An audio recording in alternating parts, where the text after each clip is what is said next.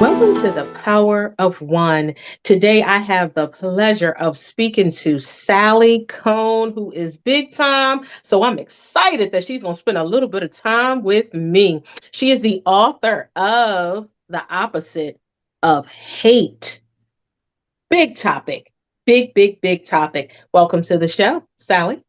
Oh my gosh, that was a really lovely, gracious introduction, but I'm a fan of yours. So I feel excited that you want to spend time with me. It's a win-win. So Sounds thanks for good. having me on. It's good to see you. No problem. Let's talk about that book, The Opposite of Hate. What a very interesting topic. Let's talk about first what made you come up with that topic and why did you write that book? Well, I mean, I was hoping by now it'd be irrelevant, but okay. So going way back, I don't want to think about how old I am.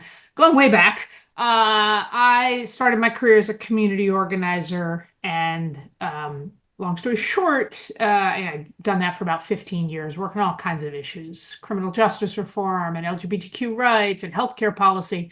And I was speaking at a conference one day, and someone saw me speaking and said, "We should get you on television." And I said, "Why would we want to do that? The television's garbage. Cable news is garbage. What are you talking about?" This person worked in television. She had thought I'd be good at it. And she said, "No, you're going to do this and you're going to be good at it." And, along the way, I did I was like, all right, I'll learn. I'll be a more media savvy organizer. I'll pass it on to my field. And along the way, I did what, baby television pundits do, and I do all the different cable channels. And I got asked to do Fox News. And, it was my friends who were trying to take down Fox News. And I said, "I don't want to do Fox News." They said, "No, go do it. Go do it. Learn, tell us things." And the long story short of it is I ended up working alongside, and I ended up working at Fox News as a lefty lesbian television commentator for over 3 years. And I ended up working alongside of people who, my whole life, I thought, "Oh, these people hate me. They hate me. They hate everything I stand for." And what I learned in that experience was two things. One, okay, yeah, they say some really, really hateful, awful things, but they are not the sum total of their hate. They are not the worst things they've ever said. And they're more complicated, and that kind of really profoundly threw my worldview for a loop. And then the second thing that happened was I realized, oh God, I hate them, right? Like Mm, I had to realize, like, oh, I have these ideas about these people that are, somewhat nasty and dehumanizing and demeaning, and I had to wrestle with that too. And it made me recognize that, those of us who, and I'm not saying we're not true, those of us on one side of the right. aisle who are like, those people are so hateful and so biased, and so, like, they are. And we ain't perfect. Our hands aren't clean. And Mhm. often, if we don't wrestle with that and reckon with that, we really can't move forward. Now, when you say Fox News, so there's a Fox News in Philly, but you're not talking about that Fox News. No, it's a great question. And it's a great opportunity to clarify this, not as a salesperson for Fox News or anything, but yes, local television stations are not usually the same as their parent station. So, Fox News affiliates, they're generally called, they run the gamut. And I think most, as far as I've experienced, most of them do very, very good local journalism, with the caveat that local journalism in general is not doing well as a field right now. Has been sort of starved by, that's a whole other conversation, but all the big conglomerates that have bought up local journalism companies and newspapers and starved them is a bigger problem. But yeah, here I'm talking about Fox News, the national channel, Okay. news network, cable news channel. That's what I'm talking about here, and it's a different animal. Mm, mm. So, how did that open up your TV career? Are you still doing your TV career? Are you traveling all around the world? Are you educating on hate? Well, so the book was a while ago, 2018, I think. And I'll be honest, that was, the timing for me was serendipitous because it was in the middle of the Trump administration. And I'll be honest, there wasn't, I think as a country, as a people, as a sort of progressive movement, we go through these cycles of, having more willingness to listen to and consider in a compassionate way people who don't agree with us. And at other Mhm. times, we are very, very and often understandably, I don't want anything to do with those people. They hurt us. They believe in Right. policies and do things that hurt us. And that's just never been my way. I grew up in a very ideologically diverse family. I grew up in various settings in my career and in my life, watching people change, watching the work that good organizing and good communication and good listening honestly can do to change people's hearts and minds and culture, right? That things Mhm. change, people change. Thank God they change. We wouldn't want them to not Right. change. And that Right. this sort of habit we have of once we've learned something, right? Acting like we've known it all along. And I was always perfect. I was always enlightened. I was always woke, whatever term you want to use.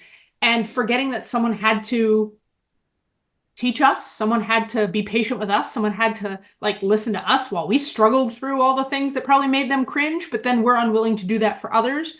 So, Mhm. and I will say, I was very much interested in doing, yeah, I was open to trying to do some of that, have some of that conversations and spaces at cable news. I will say for the 10 plus years I focused my career on cable news and public speaking and writing and TED Talks and all that stuff. I found it's not the media is not the greatest place to have deep conversations, right?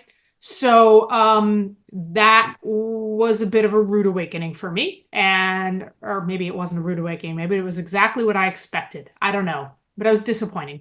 And so I went back more to my organizing roots, and now I spend most of my time and energy coaching other people on how to do public speaking and do TED Talks and be on television and stuff like that, so that instead of just silly little me and my opinions, I'm helping lots and lots and lots of people with their opinions and their voices and ideas get out there. And I find that personally much more rewarding.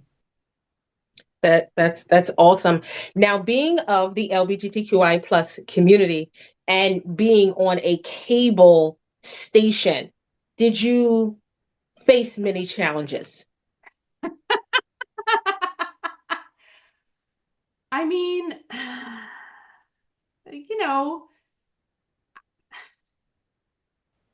yes and no, right? That's the irony of it is, yeah, for some people, um, on air, right? I mean, the actual anchors and people I was on with, and for some people who were watching at home, I was, at least according to what they were telling me, the only openly gay person they'd ever interacted with. And, Oh, wow. that's a real gift in some ways. I got to, um, in a mass level and in some cases in private conversations, interact with people and again, maybe hopefully move that needle. And it led to a lot of tweets and emails and, hate mail and death threats and all the stuff that you imagine comes along with that too. Oh yeah, of course. I mean, come Are on. you You know, serious? oh, I don't, what's, I mean, I can look at it all back. I can look back on it all now, in a lighter way, but I will say we don't talk probably enough as much as we should. Maybe the reason we don't talk about it is because it would discourage people from doing it. I don't know, but if you are to be a, I started on cable news in 2008. I would argue it has gotten worse, not better in this regard. Mm, That, because we were polarized-ish then, but we're hyper polarized now, and right. I think the tenor of discourse, the condoning of violence and violent rhetoric in our society has obviously gone up.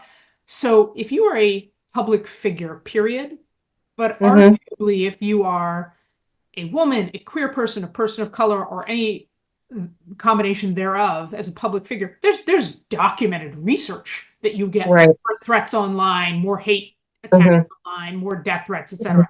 So yeah, that was a reality then. I'm sure it's, if I were doing it, it'd be even worse now. And it is a real uh, disincentive to public life writ large. And I think that's real. And we should probably, as a society, talk about that more. I don't know how we address that, though, when you have, it feels to me, at least one side of the discourse that is, in fact, wants to see things become more dangerous and Yeah, intimidating. yeah, and I agree, and everything that you're saying is true. And I stay away from politics. I don't speak about politics or anything like that. But I will say, and what you just said, as far as the threats and then all of this, and what has occurred over the last couple of weeks has been alarming. And of course, me being an African American woman, I've been faced with so many things. And then getting an email from the FBI because I took a civilian class with the FBI, and now I'm connecting with that section of the FBI, and I get an email that says the FBI is now looking into all of these alarming threats, text messages that are going Oh around. yeah, Like yeah, yeah. I've seen them. it was uh, the opposite of hate. I mean, your title just says it. It's just so horrible that people could dislike somebody just because you don't know me. You know what I'm saying? You don't know me. You just see this. It's horrible, but are we shocked? Come on. No, but you know Come what? You have to admit though, sometimes it does take you back a minute. After you think you have heard it all. on. No. You know what? So here's the thing I'll say. I have never, because of the people I'm friends with, and right, like I'm blessed to have a number of friends who, and I wrote a book about it, but I happen to have a lot of friends who are pretty deep in studying right-wing movements and, far-right extremism and organized hate groups. And listen, I pay attention, but even I thought like, oh, okay, this is like, I don't know, a 0.5% of the country. Like I didn't ever Mhm. really imagined. And I'm not saying, just so we're clear, I'm not saying that I think that everyone voted a certain way because they affirmatively sign on to being transphobic or, racist or whatever. But I do think that, first of all, a lot of people did, like too many, way too many. And then a bunch of other people, again, they are willing to overlook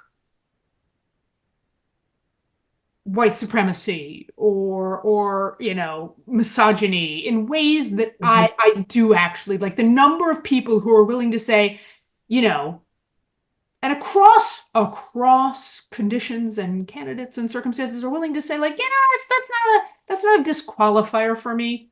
That actually, you're right, that shocks me. That Mhm. shocks me. I will call myself shocked by that and disappointed and sad. Yeah. It's just I don't know. Unbelievable to me. And again, things are still different. Again, I'm going to talk about me being an African American woman and African Americans, period, point blank. We are treated different than other races, which is still sad. You know what I mean? That is still sad. So what are you doing today on a positive note? Like what's going on in your world? Um, I just don't want to let that point you just made sit without Okay. echoing it and affirming it, and also saying that even that, like the fact that the whiplash in our country Mhm. from 2024, so summer of 2020, when obviously because of a horrific series of events, including the murder of George Floyd, but so many others, Mhm. we were having it felt promising, a promising conversation in our country about, like you wouldn't have had to argue about the realities of racial injustice and racial disparities. And right, we kind of, it felt like, oh, interesting. We all suddenly now agree that there's a problem, and now we're going to debate about what we do about it. Right. But like now, Mm, I feel like that is very much not an accepted conclusion. mm. That there is discrimination and bias and bigotry and structural racism, and like it's very, very now suddenly deeply, deeply contested. And in fact, if you even just raise the specter of it in certain settings, it's illegal to do so, right? In some states. Right. Um, that is also again for me it's a certain kind of whiplash. I don't I'm blessed that I get to spend most of my days working with some incredible people doing really, really good things to make the world better. So whether there are people running for office, there are people who lead nonprofit organizations, there are people working in economic development and environmental justice around the country, good business leaders, and executives who are trying to do right by their workers and by the world, union leaders. I'm really, really fortunate that I get to, help people who want to do good figure out how to be the best version of themselves every single day in public. And it is deeply, deeply joyful and rewarding. I love it. So I'm going to touch on something you just said. To be the best version of themselves in public. So does that mean I got to polish you up a little bit, or this is genuine? It's funny. It's a great question, Melanie. Most people end up trying to be a fake version of themselves in public, Mm, right? They think, oh, to, be legitimate or to be perceived as authoritative or to get approval from this group or that group, I have to be this or that, or right? And look, I'm not saying we don't all do some version of that, right? Like right. I probably am enunciating better in my conversation with you than I will later at dinner with my family. So like we all do some Right. version of that. Right. Me too. It's hopefully within a range of your authentic self as opposed to performing some inauthentic version of yourself, right? Whatever we want to call that, faking it, code switching, whatever that is. That what my goal is always to try to get people to be the best version of themselves. So it's two Okay. things, right? It's that authentic self. You want to be able to be yourself and Right. be able to do it when there's 100 people or 1,000 people or 1,000,000 people. Mm, That's mm-hmm. really hard, right? Most Yeah. people, we become, I don't know. I work with a lot of, I'm a curator at TED. I work with a lot of TED speakers. Some people become more plastic or Mm, robotic or nervous or, right? right. And so to actually be able to be yourself, to have people who know and love you, see you on a stage or on a screen or whatever it is and go, oh, that was the best version of you. That was you. That was amazing. You were amazing. That was Mm-hmm. Mm-hmm. incredible, but it was you. That's the goal. That's the goal all of us should have, whether we're giving a presentation or we're on TV or whatever it is. And that's how I think about it. How did you get involved with the TED Talks? Well, I'm lucky that I've gotten to give a few. So I've Okay. done a couple of TED Talks. Folks can go find them. I think I've done four technically, Melanie, but only three published. It's a Okay. weird little it's four, you can find four of them, but only three of them are on TED.com. So Okay. but because I'd done this work also all along doing coaching and training because of my background as a community organizer and part and parcel with that, at some point why did I don't actually remember how I ended up being on the other side of Okay. the TED equation, but it's something I got to do and it's really fun. I have to say, like, again, similar framework for me.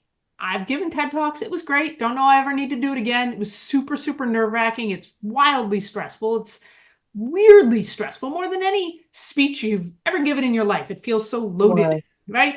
And on the other hand, like getting to be the one who calls people up and says, "Hey, you want to give a TED Talk?" and helps them frame up their ideas. I do a lot of, both with TED and others, a lot of speech writing and stuff like that. It's so you feel like you're, I don't know, Santa Claus every single day. It's wonderful. So how do you guys pick people to give TED Talks? Well, that's a very, very long and complicated Hint, process, which I'm hint. probably not.